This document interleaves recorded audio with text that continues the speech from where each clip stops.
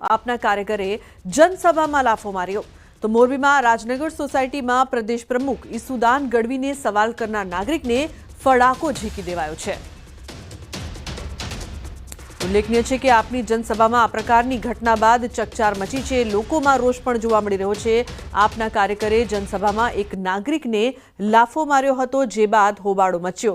ઉલ્લેખનીય છે કે આ નાગરિક દ્વારા સવાલ પૂછવામાં આવ્યો, જે બાદ આપની આ જનસભામાં લાફો ઝીકવામાં આવ્યો, જે બાદ લોકોમાં પણ રોષ પ્રવર્ત્યો છે।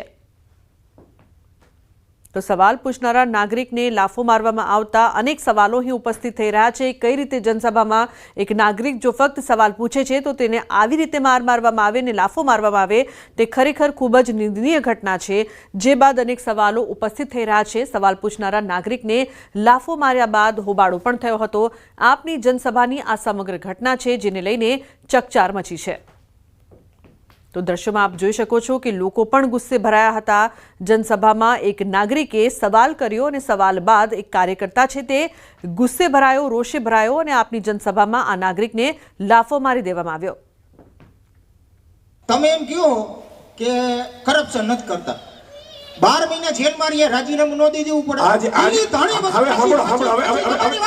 નહીં, તમારા પૂરા થયા પ્રશ્નો નથી થયા। ધણી વગરનું કામ રાખ્યું તમે દિલ્હી, આપણું રાજધાની, એને ધણી વગરનું કરી નાખ્યું તમે। બોલો એ હવે તમારું નામ ખાલી બોલી દો। મારું નામ ભલે એ સ્ટે ભાઈ એ મારી સાંભળો સ્ટે ભાઈ ઓય સાંભળો તમે શીશ મહેલ કર્યો, તમારા 4 નેતા 5 નેતા જેલમાં હે, જમાનત ઉપર હે। અત્યારે 35 કરોડનો તમે મહેલ બનાવો, તમારો મુખ્યમંત્રીનો 35 કરોડનો મહેલ, અત્યારે 35 કરોડ એમને હડે હે હજી, બરોબર? એમ મેં એને કીધું, મને એને સાઈડમાં લઈ આવ્યો, એનો એક ભાઈ હતો થોડી દાઢી અને પાતરી, ભાઈને હું ઓળખી જાઉં, એને મને ફડાકો માર્યો। આ જ વાત, બીજું કોઈ વાત નહીં। વિરોધ કર્યો એટલે એને મને માર્યું, હવે આજ મને માર્યું, કાલ બીજાને મારશે। તો સવાલ પૂછનારા નાગરિકને લાફો મારવામાં આવ્યો, જે બાદ જે વ્યક્તિને લાફો મારવામાં આવ્યો તેણે પણ અનેક સવાલ ઉઠાવ્યા છે। આ તરફ આપ પ્રદેશ પ્રમુખ ઈસુદાન ગઢવીએ આ લાફાકાંડ અંગે ષડયંત્રની આશંકા વ્યક્ત કરી છે। કારણ કે લોકો જાગૃત થઈ રહ્યા છે, પણ અમે આનાથી કોઈ બીવાના નથી, અમે કોઈ ડરવાના નથી। અમે ભાજપના રાવણ શાસનથી નથી ડરતા। તો એમની આ બધી હરકતોથી તો શું, પણ એ નિમ્ન કક્ષાની હરકતો કહેવાય।